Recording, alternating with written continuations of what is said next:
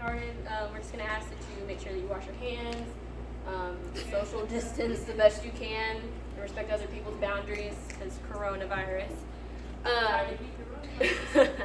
I'm going to pray really fast, and Andy's going to come around hand sanitizer for your well-being. So bow your heads, close your eyes, set your cell phone aside, show respect to the person next to you. God, thank you for tonight. Thank you for keeping us safe. Keep us safe from this crazy Texas heat. Help us receive what you have for us tonight, Lord. We're here to hear from you and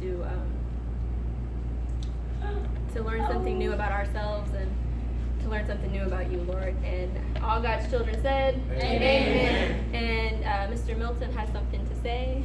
I was told by Andy. Oh. Put you on the spot, my bad. Yeah. He skipped you.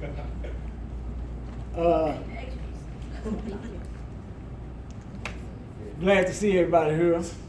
We're starting a mentoring program. Well, we're seeking to start a mentoring program anyway here at this facility.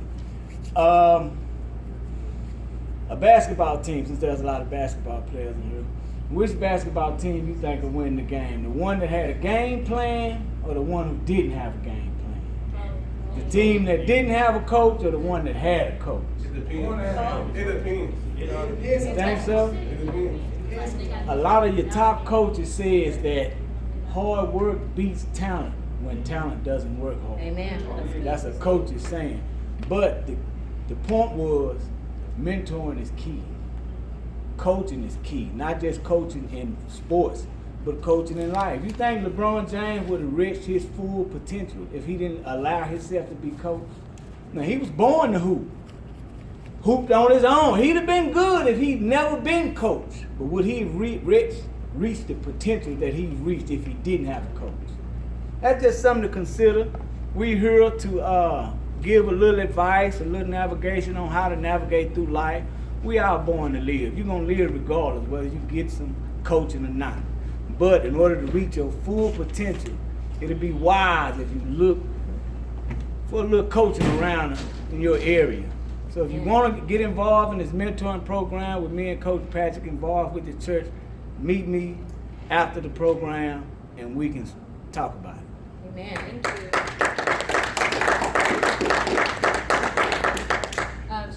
Strongly encourage y'all to do so. At least explore all your options and see what God can do with that. What's up with the women's?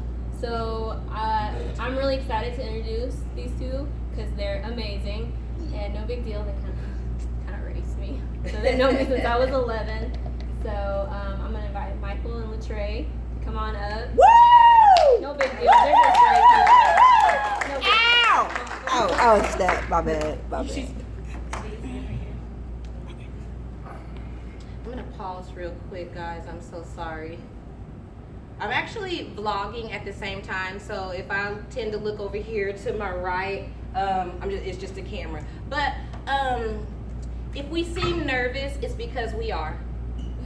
If we seem uncomfortable, it's because we are. This is our very, very first time, and there's gonna be a lot of emotions going on here because it's straight raw, okay? This is our very, very first time as a family, as a group, to kind of open up to anybody regarding what we've been through in our past, specifically past probably 6-7 years. And then I'll kind of let my husband kind of introduce and kind of do like the little intro on introducing us and kind of getting us to the story. All right, well, I'm Michael.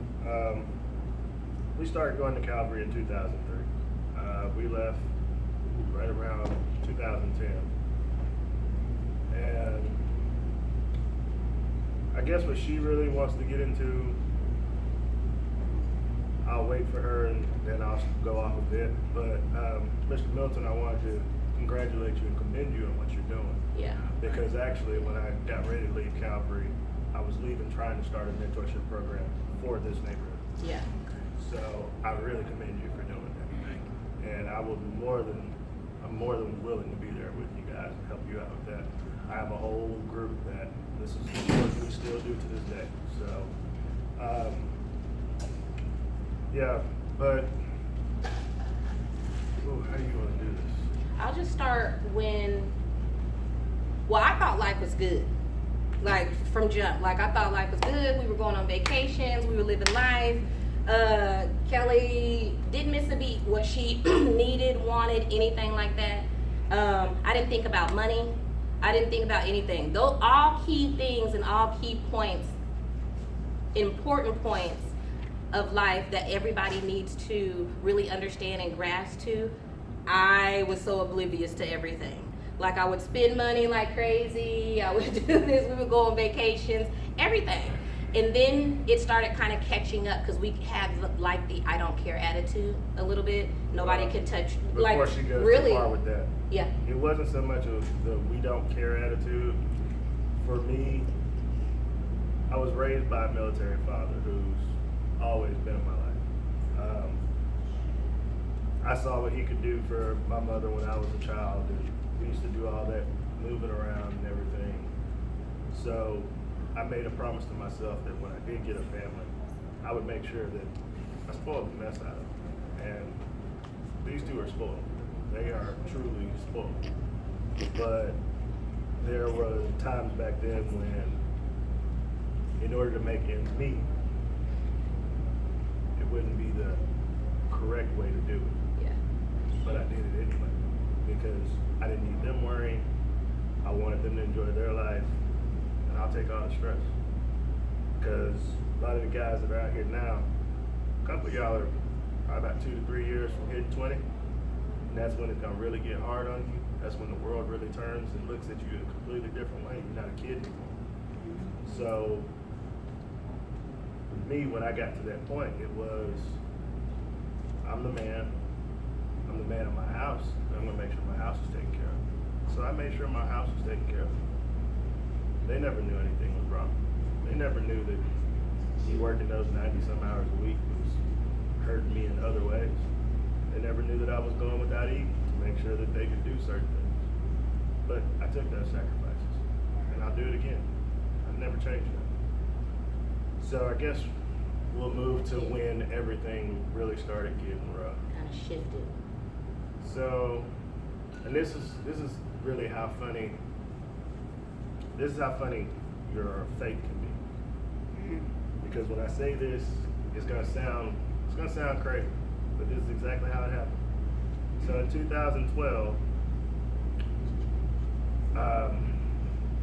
we had actually started church over in Urban. And mind you, I'd been having this conversation with people since probably I was like 5 about tithing and what's the appropriate amount to tithe and things like that. So this day, I went to church, did my tithe like I should, like everybody says, 10% off the top. Well, that following Wednesday, we have a meeting for my job. At this time, I worked at Quick Trip. I go to this meeting, and this was one of the first years we were doing we picked people to go to Hawaii. Funny thing is, they picked me. I was the very last person they picked too. And that was a trip. It was just amazing. So then we come back. What was it, 2 weeks after we come back? No, it was the day we came. The day we got on the flight, I got a phone call from my doctor that there was something wrong and I need to come into the office. I told him I'll talk to him when I get off the plane when I come back. I'm not going to have this discussion before I leave. I'm going to Hawaii. I'm going to go relax. I don't care about what's going to happen. It ain't going to happen in 7 days. You'll see me when I get back. That's exactly how it went. So we land. I called. Told me I had mono. Now this is 2013. So we go from mono. That lasted probably about a month. So now we're in June. We get to October 19th, 2013. I get a phone call at noon. My nephew got killed in a car wreck on Ranger Hill, going to West Texas. A month later, I'm at work. And it had already been hard for me to work that whole month. But I'm at work, and I'm going about my day like normal. And I'm standing at the front, about to get myself some bananas so that I can keep going throughout the day. This all happened within 45 seconds. Turn. Gave him my money. I hear a loud bang. I jump. And a car pins me between the check stand and basically the car. Ran straight through So Quick Trip and I'm pinned him in. just sitting there. I stayed elevated for approximately about 45 seconds that I was pinned up in the air, unable to move. So I tried to get up because everybody's like, "Are you okay? You okay?" Sorry. And please, nobody here take this the wrong way, but I'm looking at who's here. As a black man, we're always going to get up and say, "We're okay. We're okay. We don't need help. We're fine." That's the thing that's killing us right now. But the minute I told them, "I'm okay," I got up and I fell right back to the ground. So they put me in the back of the ambulance, and I tried to call her at work. I got maybe 1.5% on my phone. So her coworker picks up the phone, and they start going through their normal. I stopped all that. Hey, I need her on the phone. I need her on the phone now. And they went and got her. And I think I got through to her to say, "I'm on my way to the hospital," before my phone hung up. I don't know what she was thinking after that. I go to the hospital, they do what they gotta do, I go back to work, go get my car and go home. And next week I'm told I probably will never walk again. I was told I probably have about 7 more days that I'll be able to walk, and I will never walk again. I don't know if y'all understand how maddening that is to hear.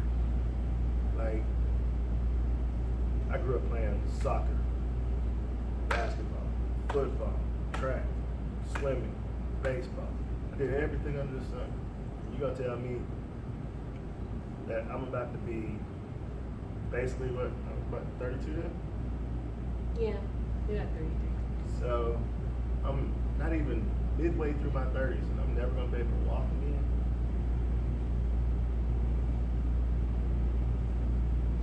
That was the hardest conversation I ever had with any of them, because nobody understood. It wasn't that I couldn't walk that I was worried about. The thing that went in my head was, can't walk, can't provide. I'm sorry, but I've never known how to do that. So in my mind, I'm running through ways that I'm gonna be able to provide without being able to walk.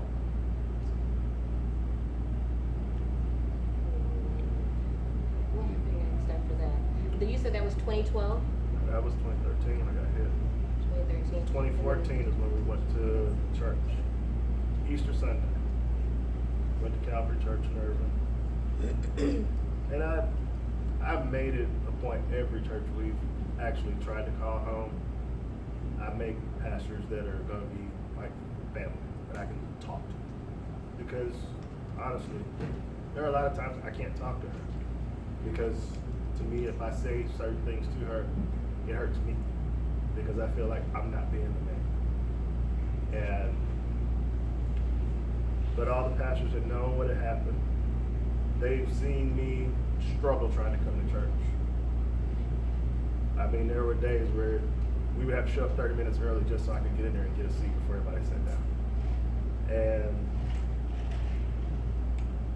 so that day, there was an altar call. Went to the altar. Pastor laid his hands on me. Once again, like I tell you, certain things you're just in life that are so surreal. At that time, you couldn't walk like I couldn't walk straight. This was my normal walking. Like you were hunched over and everything. I Like was you normally could not walking walk. like this every day, Yeah. all day. Couldn't stand up straight. Couldn't sit down too long. Couldn't stand up too long. Couldn't be in the car for a long time. None of it. Pastor put his hands on my back and started to pray. I've always been afraid to express my faith out loud. but I've always understood my faith. And I say this because when he laid his hands on me and started praying, I started speaking in tongues in my head. By the time he was done with his prayer, my pain was gone. So I started walking again. I started walking like normal. We got outside, she was surprised that I'm okay. Like, you sure you're okay? I dropped it like it was hot in the parking lot. I said, I'm okay. He actually did too. I was so scared. He did it 3 times. I was like, oh my God. I did that. I picked my daughter up. I picked her up. Yeah. Like, that was a big moment. So those were 2 of the mainstays that really pushed us towards what came next. Yeah. Oh, we got a question back there. Come on. When you were going through everything about like not being able to walk and everything, having those conversations, how did you bring yourself to get through it mentally and kind of accept it physically too? Stand up. I looked at my child and I said, there's no way that I'm going to stop being able to provide for my child. And I say that because that's what I experienced. Because my father was me. He was, by the time my dad was 30, the cancer in his body had taken over pretty bad. So my senior year of high school, I literally carried my dad and my mom upstairs every day. Carried them down every day. But I saw that he would never stop fighting for me and my sister. So being raised by that, knowing what I have and what I have to lose, I couldn't see any other way. I really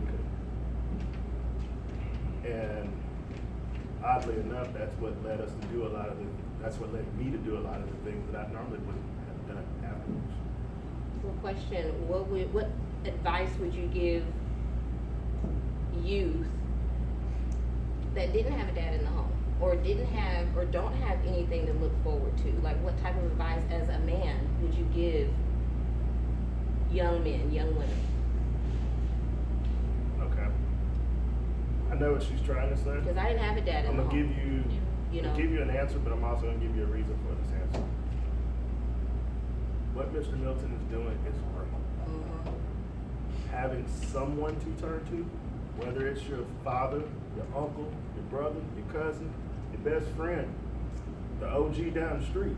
Somebody got some knowledge more than you that can help you get through all the things that you're going through. I say that because, yeah, my dad's been there my whole life, but he ain't been there. Does that make sense? Yeah, it's a difference between It sounds like an oxymoron. Yeah. He's there, but he ain't been there. It's a difference between being active in someone's life and involved in someone's life, you know? My dad It's two provided. different- He was great at that. But when it came down to teaching me to get to this point, I did that off of sight because his friends were more important to him than me. Being able to go play dominoes with his friends was way more important to me. I've lived in approximately 9 different countries, and I always had to find other people to substitute for my dad. Actually, growing up, my uncle was my substitute for my dad. I've told my dad that to his face, and I told my uncle that. It broke my dad, but he understood. Find somebody that you can turn to. Just like I was telling Mr. Milton, I started a mentorship program, and I really feel bad about letting it go. I let it go because of the situations that we're about to get into, but that doesn't mean that it's gone. I can still do it. Matter of fact, stand up. No. He's a member, and he's also a part of my team. Mr. Calvin Porter. There is Yeah. nothing I'm going to tell you guys that I wouldn't do myself or that I haven't told someone already. I'm not going to lead you to the darkness, because there's nothing magic. And I'm sorry, but the way that the times are now, it's a whole lot worse than it was when I was young. you know, y'all have phones to actually show all this stuff that they're doing to us. We didn't have that. We just had to let it happen and move on. So find you somebody that you can actually lean on. If you need my number, I'll give it to you. You can call me. Don't care. Let you go a What little bit. year was the pneumonia? Everything after a while, because we've been through a lot, y'all. Like after you've been through so much, like situational wise, you tend to forget how long you've been in the hole, if that makes sense. So after that, I'm not sure the timeline, you can spit them out if you want to. 2016, he got diagnosed with pneumonia, walking pneumonia. He didn't know he had it. He was still working. And this is coming from a man, he was diagnosed with pneumonia, still walking, and let me tell y'all, 11 miles. 11 miles to work and back. That's 22 miles a day, okay? We only had one means of transportation, and he was like, you take it, you know, to work, you work farther, while he's walking 11 miles to work and 11 miles back to work every single day. As a wife, it was difficult to see because you know what type of man, you know what type of man that you married, you know? A strong man, he's a leader, he's a man of the house. When I tell you that this is the type of man that will give you anything. He would starve himself for 2 months just to make sure that you're fed. You know what I'm saying? So just as a wife, having to sit back and watch that and know, and when he texts me and I'm at work, thank you, Kelly. He texts me and I'm at work and I'm just like, have you made it yet? Have you made it yet? It's 90, 100 degrees outside and he's walking, you know, calves burning, feet hurting, you know what I'm saying? But he did those things. And it kind of made his health a little bit worse at the time because he didn't know that he had pneumonia. So until his body collapsed one day from walking 11 miles from home, and he just collapsed. And then I was like, are you okay? You okay? He's like, yeah. So he stayed home the next, I think, 2 days. During that time, it was a weekend, a Saturday and Sunday. During that time, that Saturday, our daughter Kelly had this huge dance competition that we don't care if both legs was broken, she was still gonna get there, you know. That was her trials. Was it her She went out trials? of town. It was her trials, not the Yeah, competition, she right? went out of town for your Okay, mom's it was it's something to do with dance. But we weren't gonna let her miss that. And then I was going out of town. I think my mom was sick or something. I'm from Kansas, so I had to drive. But in through that, I was checking on him. Hey, you doing okay? You doing okay? He didn't want me to worry, mind you. So he's lying to me. Yeah, I'm fine. Yeah, I'm fine. Yeah, I'm fine. Meanwhile, he's coughing up blood every time he coughs. Every time he talks, he's coughing. So when I get home, I notice on our back porch, there's like blood everywhere, like spits of blood. So I run in and I'm like, what's going on? If y'all don't know, I'm a nurse. So I'm like, hold on, what is going on? This is not normal. What's going on? We need to rush you to the hospital. We went to the hospital, and then they didn't know what he had. I kept telling them, I know it's some form of pneumonia, maybe bronchitis. I'm not sure what was going on, but something's going on with his lungs. They rushed him back because he couldn't breathe. He kept coughing in the waiting room. And I finally was like, enough is enough. Somebody's gonna have to look at him. So I went up there. They hurried up and rushed him back because he was pretty much drowning. You could see him in the chair, like couldn't breathe. And they rushed him back. They hurry up and just, I seen everything. They hurry up and stuck the needle in his back, drew a whole bunch of cc's of fluids out. You could literally see him like lifeless until he takes this deep breath. And he's like, okay, and he can finally talk. After that, I think he was like quarantined. We had to like suit up every time we went to visit him for the first 14 days. I think they let him out after 14, 17 days. And that's... The first time I was No, there you were for there a a week. Yeah, the first time you were there for a week. And they let me out because they didn't, at this time they hadn't made a determination it was pneumonia. Yeah. So they let me out, said, you know, take care of yourself, blah, blah, blah, this should be okay. All right, no problem. You left with... 2 weeks later, I came home and said, I gotta go to the hospital. Yeah. I don't go to the hospital. I don't say I have to go to the hospital. If I can avoid it, I am going to avoid it with all my might. So for me to say, Yeah. I'm going to the hospital, we get And up when and we he leave said, it right now. I need to go to the hospital, I knew something was wrong. I was like, okay, we dropped everything. I'm like, we gotta go, we have to take him.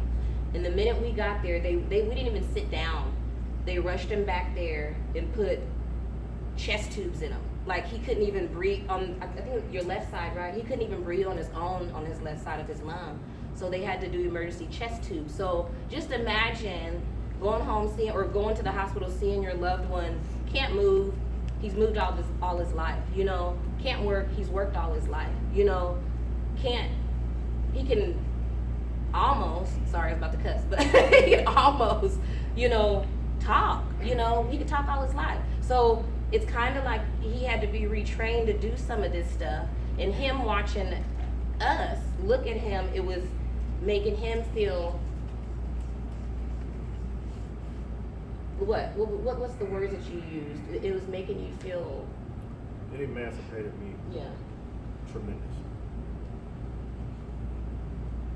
And it's crazy because it shouldn't have, because that's what I grew up in. Like, my mom's been taking care of my dad as far back as I can remember. But still, it's different when it's you. It's different when it happens in your life and it doesn't change. So Well, you were in the hospital total This 28 time- days? this time I was there for 28 days. Yeah. And We lived up there. We showered up there, bathed up Yeah, they there. wouldn't go Like home. if he would I say, go literally was home, go telling them home. to We're go like, home. no. We all we got. That's our motto. The three of us, that's all we have, you know. One stay up there, we all staying up there. One leave, we all leaving, you know. So it was difficult to watch, but we knew like we're thick as thieves. Like we're not going nowhere, you know. Unless you leave with us, then that's when we go. And I think we after had a that, performance coming up that next month. And I told them they could do whatever they want. oh yeah. Keep surprising. But on the day of that performance, I'm getting out of the hospital. And she didn't Y'all know can let me leave. She didn't know or I that can he walk was out. Don't care how it works. coming or getting out or something. And she felt so defeated. She told me, she was, Mom, I don't even want to get out there. You know, and if anybody know Kelly, dance is her life. That's her world. Excuse me. She came out of the womb dancing. You know what I'm saying? Like that makes her heartbeat, you know? So she was like, I can't get out there. And I'm like, you know, Kelly, let's just pray about it. We prayed there. You okay? I'm pumping her up. If I don't do nothing else, I encourage you for greatness. Like if I don't do anything else, I will push you to greatness. I will encourage you. Like living witness right here, Margaret. Like I will do anything in my willpower to make you feel like, you know, you have succeeded, you know? And same with my daughter. And then I knew Mike was coming, but Kelly didn't know, but I didn't want to tell her. I wanted that to be just her experience. And boy, when were you already on the floor? Yeah, she was already on the floor.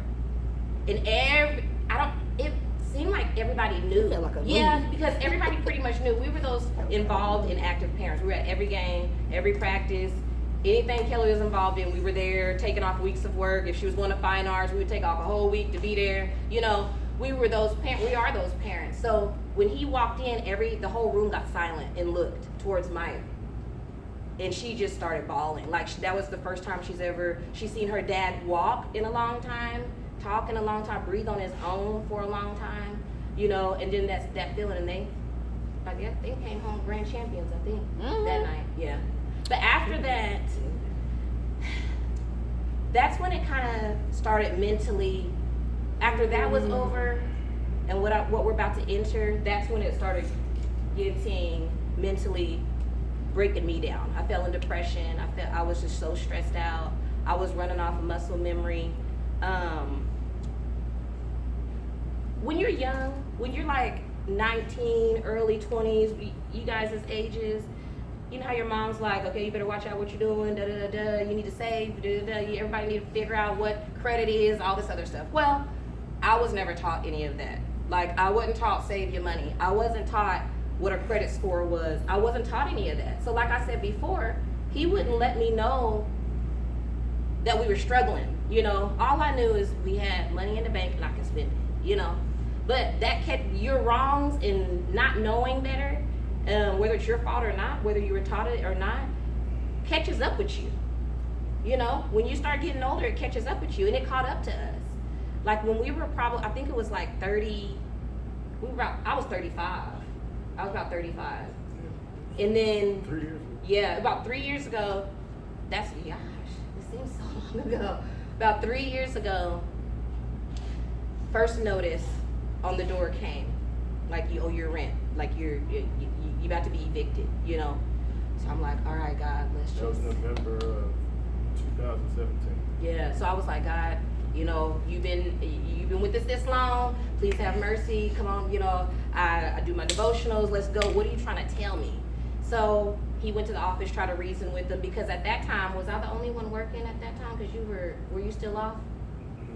You were trying to get back into it, I think. No, that's when I was actually. Okay. We're Go going back. too fast. Yeah. Okay, so 2016, that Christmas, I finally just quit Quick Trip because my mono, me being hit by the car, and the pneumonia, I was scared of what I was going to go to the hospital next for, and I knew I had to be behind that job. So I said I had to go. So I basically retired, tried to start my mentorship program, and tried to start a couple of side businesses. Wasn't planning on working for nobody else ever again in my life. Didn't work out how I wanted it to, but we had fun with it while we could. 2017 came around. We got through the year it was fairly easy all the way up until about September, October. Actually September, because that's when her birthday came up. And I wasn't gonna pull back on her birthday. Never happened. So 2018, that May, actually it was that April, we went through a series of rough moments that just all came all at once. I finally went back to work. I just got a new job, so I was like, all right, I was working this little call center that was just to get me by until I found a real job. So I was getting ready to start that job, and she had some issues going on at her job that basically made her have to switch jobs. Well, at this time, we were about to switch apartments. We were moving to a different apartment. I mean, had already paid the rent for that month and everything, and we were ready for the move. And then all that happened, so we tried to push it back. This is what I mean by the world ain't got no love for us whatsoever. Rather than pull back the agreement that was originally signed, you're going to try to